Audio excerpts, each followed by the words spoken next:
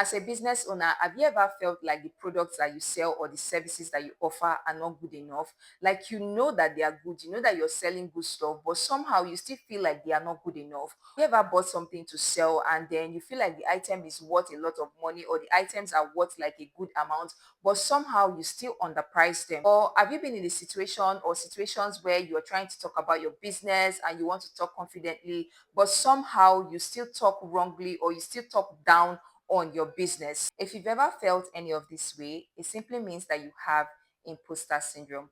Hold on, let's talk about it. Imposter syndrome is a persistent feeling of self doubt and inadequacy despite evidence of success. Now, this feeling can lead to stress, anxiety, and even depression. Now, let's relate it to business. If you have imposter syndrome as a business person, you will not be fully confident in what you do or what you sell. You will underprice your items or your services, and you cannot confidently talk about your business without somehow talking down on it. Now, this is how imposter syndrome affects your business. Now, talking from experience, this is something that I used to suffer from as a business owner. Like, it really drained me in business. Every time that I buy something to sell, somehow I still just tell myself that it's not good enough. When I know that these items are very good and can be sold at a very good amount, somehow I still just underprice it, and I don't even confidently talk about my business. When I want to talk about my business, I talk about it and add a bit of joke or something like that, so it does not seem like I am, overhyping my business or stuff. So somehow when I talk about my business, I still find a way to talk down on it. Like it was something that I suffered from for a very long time, and it was killing my sales because items that I would buy and I'm supposed to sell at a good amount, make my profit out of it, calculating everything that I spend. But when I want to post them, somehow I will still underprice them, because in my head I will start having this thought of like, oh, are this item really really that worth it? Or because I had that self-doubt in my head, and this was due to imposter syndrome. And for a long time it kept making me go in cycles in my business. I wasn't moving forward, I wasn't growing. Now this imposter syndrome can it can ruin a business, it can kill your growth for a long time if you don't get rid of it. Now let's talk about ways that you can get rid of this imposter syndrome. The first thing is for you to acknowledge that you have the imposter syndrome. Yes, you have to first accept or acknowledge that you have the imposter syndrome, because for you to solve a problem, you need to first identify the problem, right? Before you can get a solution for it. So you first need to acknowledge that you have this imposter syndrome. Evaluate yourself, look at your business, look at what is slowing you down, look at what is holding you back. Think about the kind of thoughts that come into your head, write them down, like just evaluate yourself. And then if you know that this is the case, accept it, acknowledge it that you have this imposter syndrome, then you can know how to start working on it. The next thing is to build confidence through celebrating your little wins. Yes, you have to start learning to celebrate your little wins. You made one sale, you made two sales, celebrate it rather than feeling bad. Oh, I did not reach my goal, I did not reach my target. Start celebrating your little wins. Don't always feel bad about, oh, your sales or how your business is going. Sometimes appreciate your little growth. That way you start building confidence about your business. If you made one sales, be happy about it. Look at how far the little growth that you've made in your business. Be proud about it. Talk about it. Celebrate it. Be proud about your little wins. Celebrate yourself for even achieving that little sales.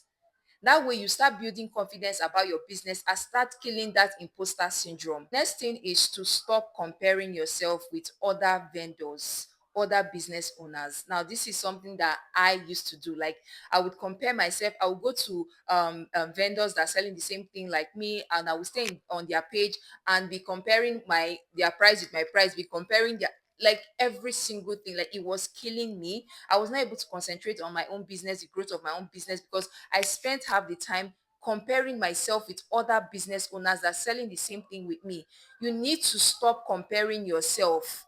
In fact, comparison, like they say, is a thief of joy. Because the more you compare yourself, the more you start thinking wrongly. Maybe you look at that vendor and the person is doing very well, and all you can think is, oh, when will I get to this stage? Why am I not making sales like this person? Oh, this is that. And then you start just you start talking down on your business. You start feeling like you're not doing anything good or anything great. Stop comparing yourself with other business owners. Now, the next thing is for you to refrain from negative thoughts. Yes. Now, when that imposter syndrome voice comes into your head and it's telling you that, oh, you're not, counter that voice. You need to counter that voice. As the voice is telling you that you're not doing good enough, counter it. Tell that voice that you're doing very, very good. Use your achievements so far in your business to counter that voice. Use that little growth that you've made so far in your business to counter that voice.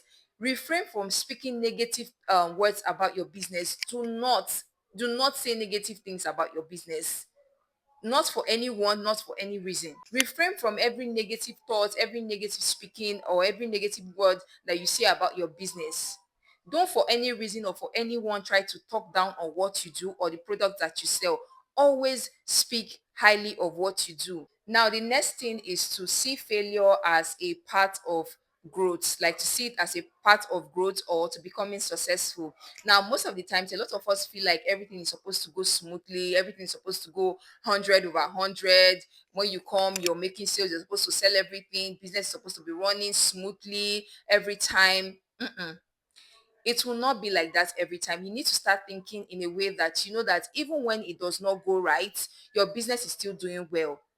Even when you don't make like 10 sales, 100 sales in a day, or maybe when you don't meet your target, it does not mean that your business is going bad or it is going to get ruined or anything like that. Start seeing failure, start seeing that setback as a process for growth or as a stepping stone to greatness. Do not see it as, oh, you're failing because you don't make the sales that you intend to make in a day. That means your business is failing, you need to close the business, or then you start having wrong thoughts in your head. See failure as a stepping stone for greatness. Change your thoughts about failure. Do not see failure as a final bus stop or as the end of something. It is just a stepping stone to greatness. So when you don't meet your target in a day, you don't start talking down on your business or start talking down on your product or start, bad mouthing what you do or anything like that.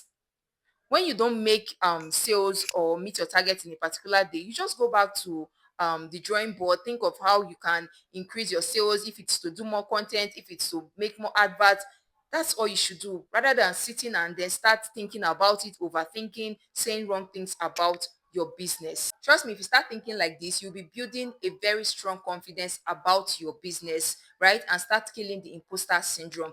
So yeah, these are ways that you can get rid of the imposter syndrome and start improving your business. Like I said, this is something that I suffered from. So I'm talking from experience. So this might be the reason why you're not making good sales, you're not making good profit, and your business is not growing. So I hope that you've learned something from this. I hope that this video has been helpful to you. Please do well to like this video, leave a comment or any question, share to anyone that this video will be helpful to, and please do not forget to subscribe. If you've watched this video to this point, or you've watched even the beginning part of this video, please do well to subscribe to my channel, and I will see you in the next video.